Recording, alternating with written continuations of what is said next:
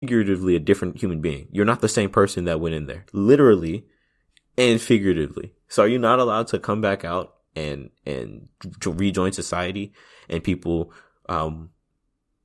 say, hey, here's a member of American society. He has now served his time.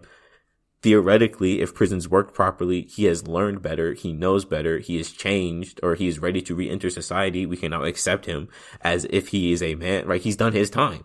It's not to say that the crime he committed wasn't committed. It is just to say there is no more need to punish him for it. So it's just crazy for me to see people mad that this guy who did 26 years behind bars has now re-entered society. I just think to myself, like, y'all want people to go to jail forever? For crimes that, aren't meant to send you to jail forever. Like, you want people even outside of prison to suffer punishment for the rest of their lives, right? For any degree of crime? That doesn't make sense. It really doesn't make sense. I'd love someone to explain that to me, because then that defeats the purpose of what prison's supposed to be in the first place. Why go to jail and serve your time and get out if people want you to be treated like an outcast forever? You might as well stay in there your whole life. Even if you stole a pack of gum, you might as well not come back out. It's like America has this weird, twisted notion that once you commit a crime, that's it. That's your life.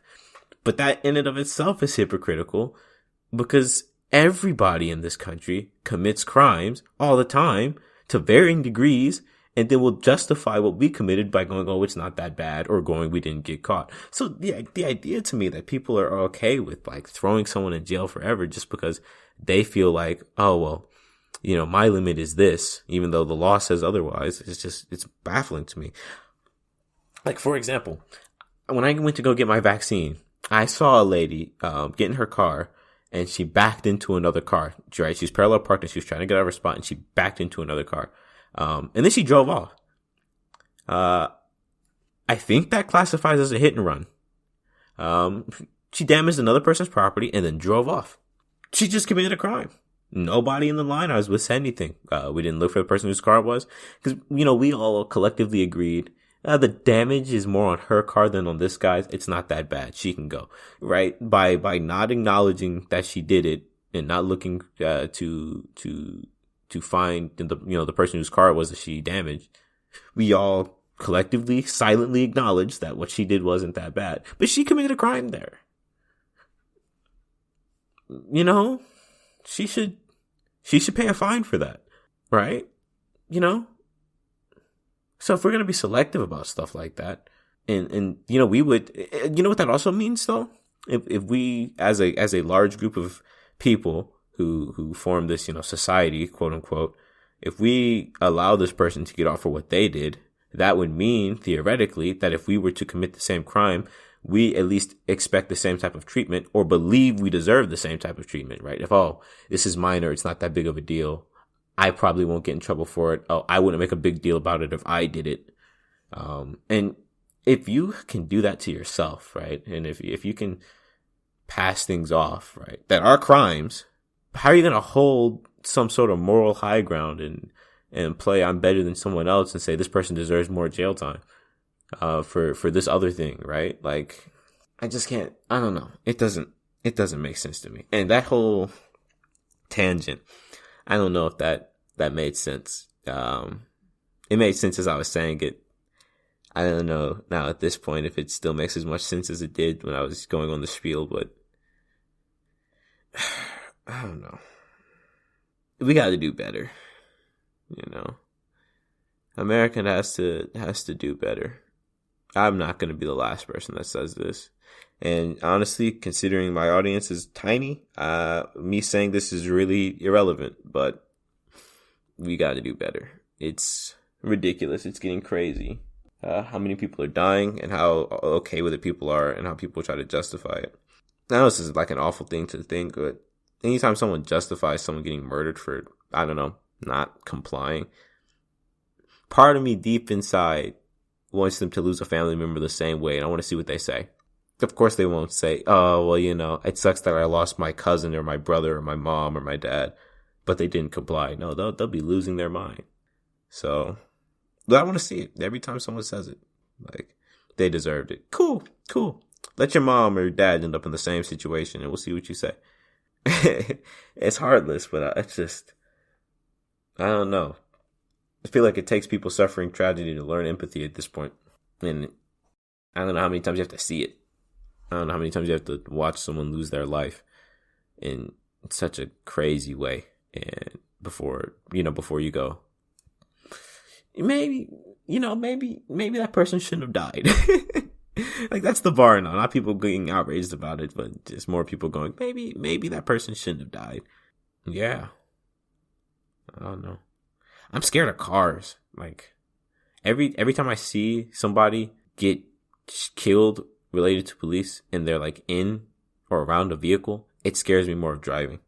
I only have a learner's permit right now. I plan on getting licensed over the summer, but like, I'm not scared of cops in most situations, but I will say the idea, like, I'm still fresh to driving because I only learned to drive last summer.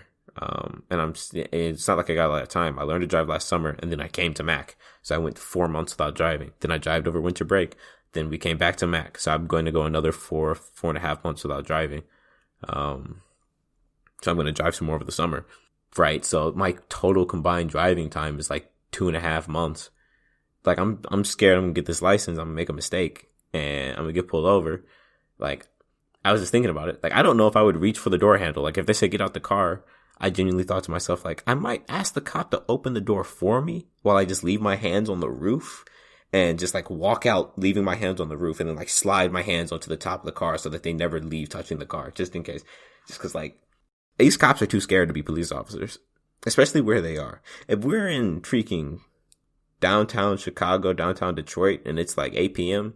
and you're scared as a cop, fair enough. But if you're in one of the safest neighborhoods in the country and you're scared as a cop in broad daylight, you don't need to be a police officer. Like, I'm trying to avoid swearing, but you're a punk if you're signing up to be a cop or you're scared in a neighborhood with a low crime rate, a low violent like crime rate, low levels of shooting, you in your suburb, and it's like freaking 2 p.m. and you're freaking mortified of a guy in his car. Like, you don't need to be doing this job. Like, come on. I'm sure soldiers are scared when they go to war. Well, because you could die. They don't go accidentally shooting people, right? I'm sure firefighters are scared when they have to go into a burning building. I'm positive they don't accidentally hit somebody or drop something important because they're scared. That's right. That gets someone, or they forget to turn on the hose because like they're scared. The pilot has to do his first flight. Ooh, what if I crash? And then like he dips the plane. Like, what? Wrong profession to be scared in, bro.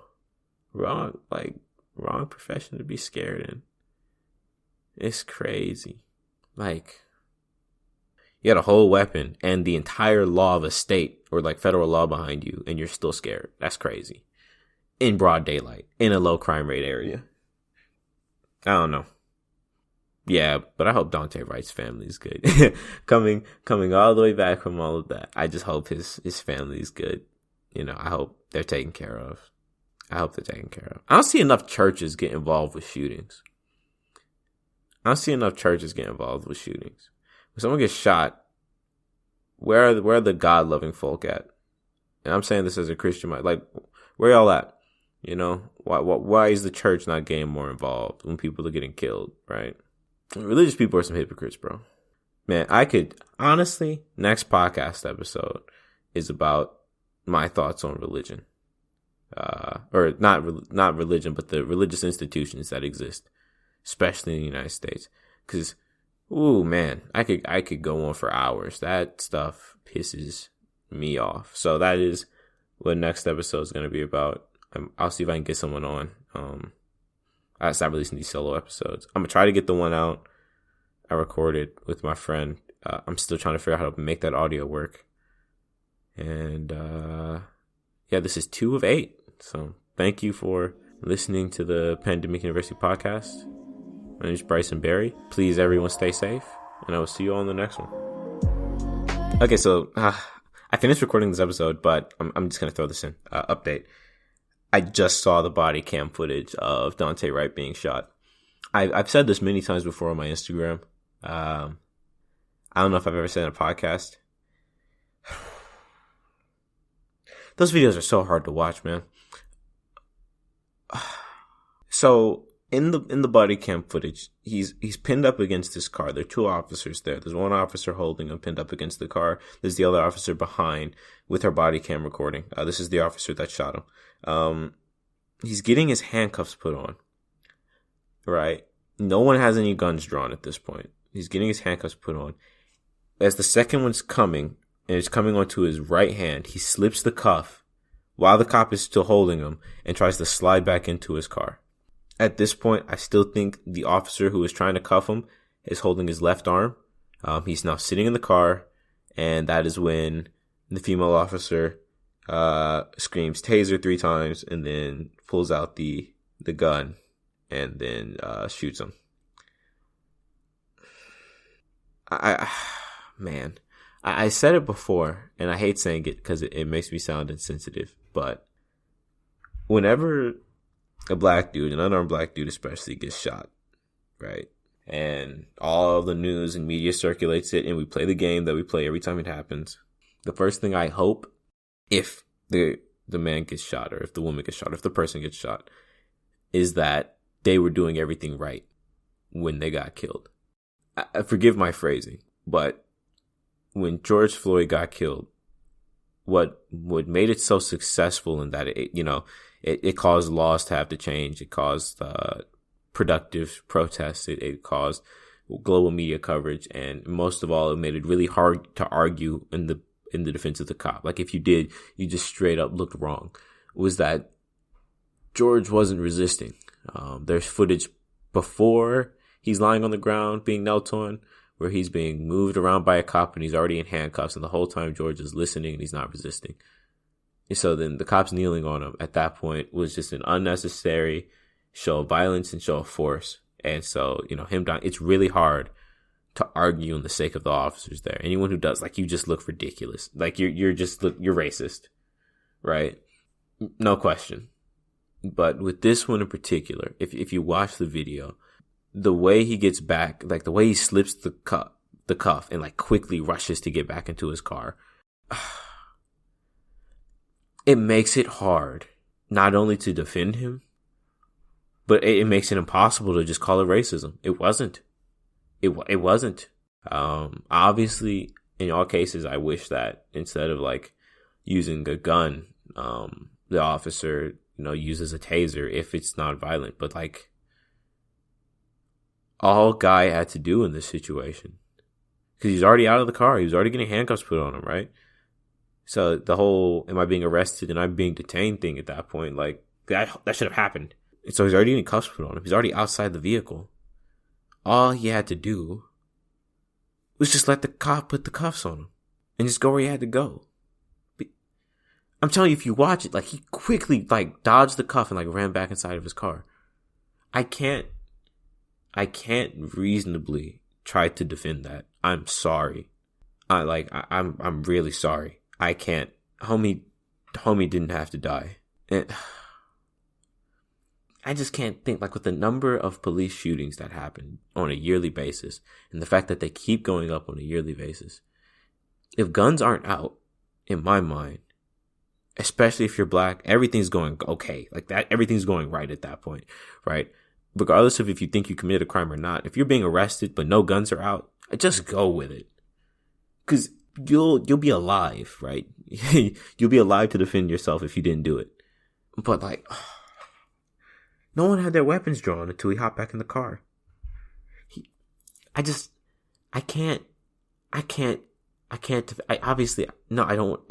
he didn't die, but I can't defend him.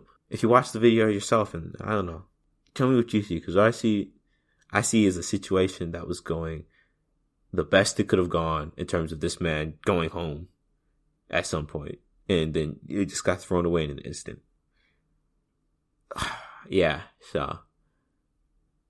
But no, I refuse to call that. I refuse to call that one racism. It's just, it's not. It's not. They weren't